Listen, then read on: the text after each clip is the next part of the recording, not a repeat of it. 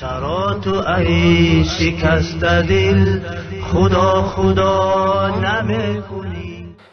برادران عزیز، ما و شما نتیجه های بد این رسم های خانه خراب کن را بارها مشاهده می کنیم و در این باره خبرهای غم انگیزی می شنویم، ولی دیده و دانسته خود را در مشقت و مصیبت گرفتار می کنیم. پس افسوس بر حال ما. یکی از نتیجه های بد و خبری غم انگیز این رسم های خانه خراب کن این است که در یکی از دهات قریب شهر جوانی با پدر و مادری پیر و یک برادری خردسال زندگی می کردند. جوانی با عار و ناموس از جهت سختی زندگی در سالهای 1995 قدر پول قرض گرفته با یک رفیق خود به شهر رسیه برای مردکاری سفر می کند. خلاصه 2 سال را در آنجا سپری می کند و در این اثنا از سردی های آنجا متأثر شده به بیماری سخت گرفتار می شود و بعد از معالجه چند ماهه اندک شفا یافته با پول و پیسه کمی به وطن برمی گردد. وقتی که به سر کوچه می رسد از دور عده‌ای از مردم را می بیند که از گورستان برگشته ایستاده اند. جوان گمان می کند که شاید کسی از اهل محله وفات کرده باشد. انا لله و انا الیه راجعون خوانده به طرف خانه رهسپار می شود. وقتی که به خانه نزدیک می شود در نزد دروازه مردم زیادی را می بیند و بیقرار شده شتابان به خانه می درآید. بعد از احوال پرسی معلوم می شود که مادر غمخوار او بعد از بیماری های زیاد شب گذشته وفات کرده است. جوانی بناموس از جهت دوری جستن از طعن و ملامت مردم و حفظ آبروی خود پولهای با چقدر مشقت جمع کرده اش را در خیرات سیبگاهی، جمعگی و بیست خرج می کند. وقتی پول و پیسه های او تمام می شود پدری از سنت بیخبری او می گوید پسر جانم من ضعیف و ناتوان شدم، قوه کاری ندارم، در پیش خیرات 40 و جمعگی ها و سال باقی است و پول و پیسه هم تمام شده است. اگر این خیرات را نکنیم اهل محله و دوستان چی می گویند؟ و ما طعن و ملامت می کنند و ما در بین مردم شرمنده و رسوا می شویم. من کاری کرده از کسی قرض می گیرم و خیرات باقی مانده را ادا می کنم، ولی تو باز دوباره به رسیه سفر کن تا قرضها را ادا نماییم.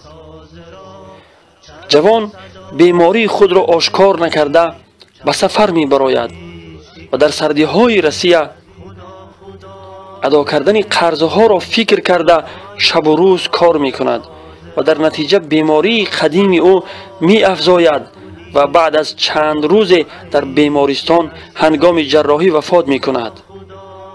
وقتی که تابوت او را به وطن می آرند برای پدری او مصیبت بالای مصیبت می شود و از غمهای پسر جوان مرگ خود چند روز بعد جان به حق تسلیم می کند.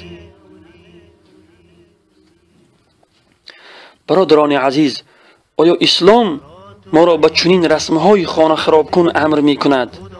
آیا اسلام امر می کند که قرض گرفته خیرات و صدقه کنیم؟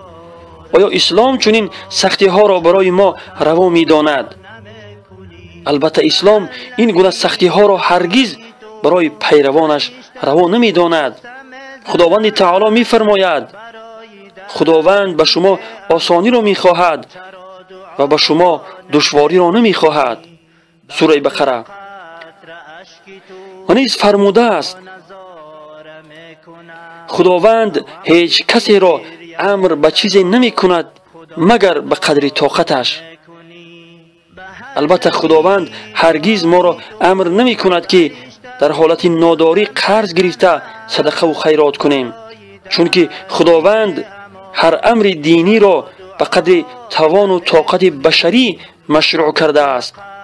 مثلا اگر در نماز توان راست ایستادن نداشته باشد میتواند نشسته نماز بخواند و اگر به این هم قادر نباشد میتواند به پهلو دراز کشیده نماز را ادا نماید. همچنین است تمام امرهای دینی که هیچ یکی از آنها بیرون از توان و طاقت انسانی مشروع نگردیده است. ما امت اسلام باید تمام امرهای دینی را طبق تعلیمات پیامبر صلی الله علیه و سلم و صحابه و تابعین رضی الله عنهم اجمعین ادا نماییم. هر شخصی که در امور دینی خلاف تعلیمات پیامبر صلی الله علیه و سلم عمل کند هرگز کامیاب و رستگار نمی شود. شیخ سعدی بزرگوار رحمت الله علیه در این مضمون چه خوب فرموده است: خلاف پیامبر کسی ره گزید که هرگز به منزل نخواهد رسید. خداوند همه ما را هدایت فرماید و توفیق عمل کردن طبق تعلیمات پیامبر صلی الله علیه و سلم را برای همه ما ارزانی فرماید. دلی تو مانده در قفس از آشیانه خود، پرنده ای اسیر را چرا رها نمی‌کنی؟ چرا تو ای شکسته دل خدا خدا نمی‌کنی؟ خدای چاره ساز را چرا صدا نمی‌کنی؟ چرا تو ای شکسته دل خدا خدا نمی‌کنی؟ خدای چاره ساز را چرا صدا نمی‌کنی؟ چرا تو ای شکسته دل خدا خدا نمی‌کنی؟ خدای چاره ساز را چرا صدا نمی‌کنی؟ چرا تو ای شکسته دل خدا خدا نمی‌کنی؟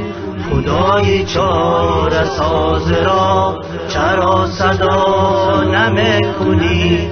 چرا تو ای شکسته دل خدا خدا نمی‌کنی؟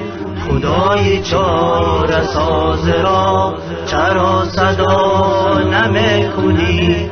چرا صدا نمی‌کنی؟ چرا صدا نمی‌کنی؟